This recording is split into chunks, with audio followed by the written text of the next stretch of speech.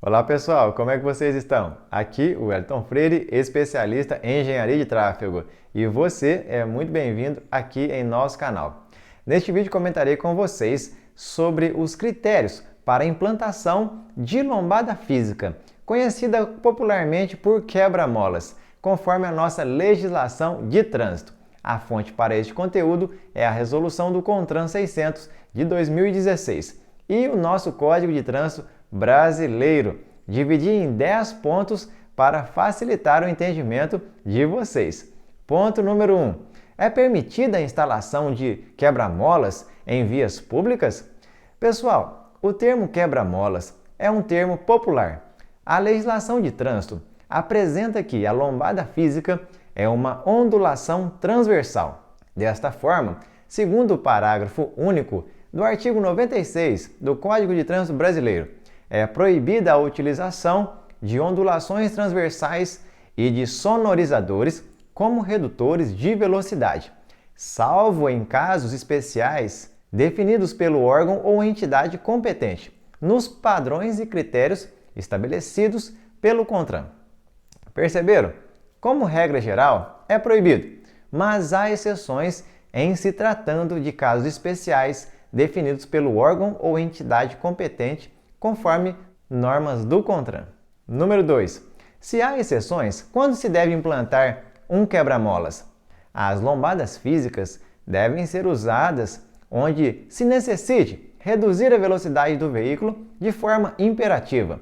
Nos casos em que estudo técnico de engenharia de tráfego demonstre índice significativo ou risco potencial de acidentes, cujo fator determinante é o excesso de velocidade praticado no local, e onde outras alternativas de engenharia de tráfego são ineficazes. Entendemos que o local deve apresentar índice significativo ou risco potencial de acidentes, que será demonstrado em estudo técnico de engenharia de tráfego. Pessoal, esses estudos técnicos se encontram nos anexos da resolução CONTRAN 600 de 2016. Número 3. Não tenho asfalto. Posso usar tachões como lombada física? Pessoal, é proibida a utilização de taxas e tachões e dispositivos similares aplicados transversalmente na via pública. Ou seja, entendo que não se pode implantar taxas e tachões de forma transversal, como se fosse uma lombada, nas vias públicas. Pessoal, estão gostando do nosso conteúdo? Então já aproveite para se inscrever aqui em nosso canal para não perder as próximas atualizações. Vamos para o número 4. É preciso autorização para implantação de quebra-molas? A implantação de ondulações transversais, conhecidas popularmente por quebra-molas, nas vias públicas, depende de autorização expressa da autoridade de trânsito, com circunscrição sobre a via. Por exemplo, em um município, é a autoridade municipal de trânsito quem autoriza ou não autoriza a implantação de um quebra-molas, dentro dos limites do respectivo município. Número 5. Já vi lombada pequena e lombada grande. Existem diferenças? Existem sim. Nesta resolução do CONTRAN 600 de 2016, temos dois tipos de lombadas. As do tipo A, que possuem 3,70 m de comprimento e a altura entre 8 e 10 centímetros, e as do tipo B, que possuem 1,5 m de comprimento e a altura entre 6 centímetros e 8 centímetros. Número 6. Quando é utilizada a lombada do tipo A e quando é utilizada a lombada do tipo B? Pessoal, a lombada do tipo A é a maior e é utilizada em rodovias somente em travessia de trecho urbanizado, em via urbana coletora e em via urbana local, onde ocorre a necessidade de limitar a velocidade máxima para 30 km por hora.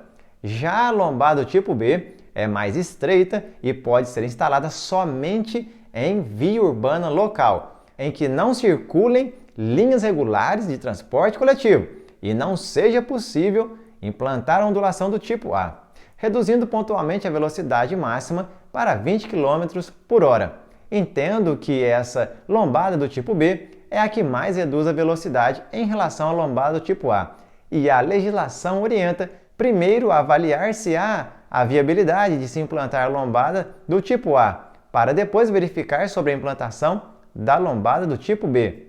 Complementando, segundo a resolução do CONTRAN 600 de 2016, em casos excepcionais em que haja o comprometimento da segurança viária, comprovado mediante estudo técnico de engenharia de tráfego, pode ser adotado o uso da ondulação transversal tipo A em rodovia, abrangendo não somente trecho urbanizado e em via urbana arterial, respeitados os demais critérios nesta resolução, nos termos do parágrafo único do artigo 3º dessa resolução 600 de 2016.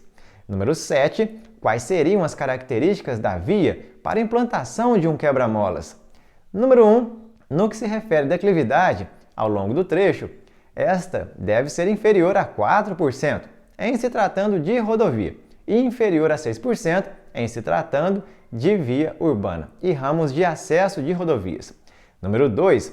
Não pode haver curva ou interferência que comprometa a visibilidade do dispositivo. Número 3. O pavimento em bom estado de conservação. Número 4. Ausência de guia de calçada meio-fio rebaixada, destinada à entrada e saída de veículos, e ausência de rebaixamento de calçada para pedestres. Importante informar que a autoridade de trânsito com circunscrição sobre a via poderá implantar ondulação transversal, ou seja, as lombadas, em via com características diferentes das citadas nos incisos 1º e 2º do artigo 5º da Resolução do CONTRAN 600 de 2016, desde que devidamente justificado no estudo técnico previsto no artigo 1º.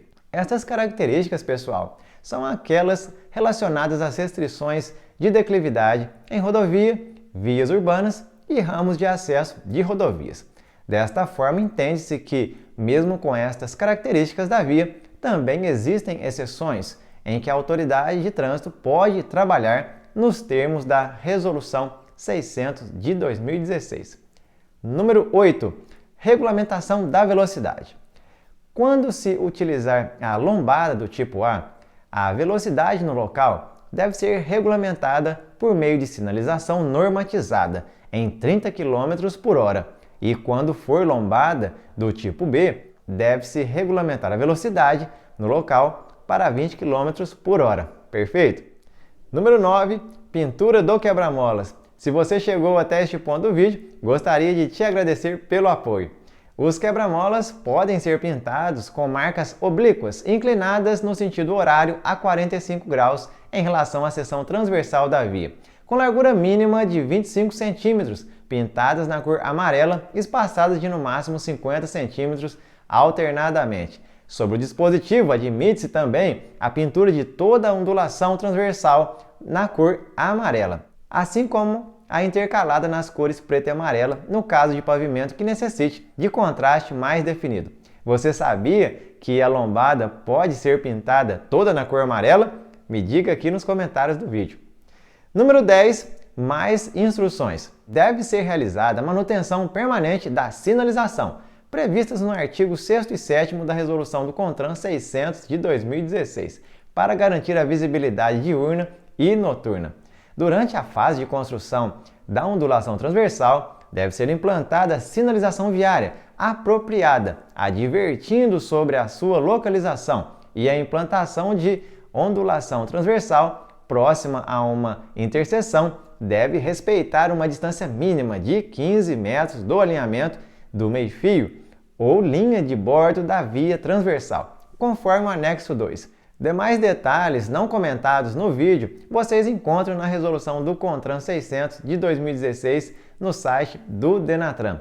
Pessoal, muito obrigado pela atenção. Se gostaram, se inscrevam aqui em nosso canal. Mais atualizações virão e apresentaremos elas aqui para vocês. Desejo a todos vocês um forte abraço e nos vemos, é claro, no próximo vídeo. Tchau!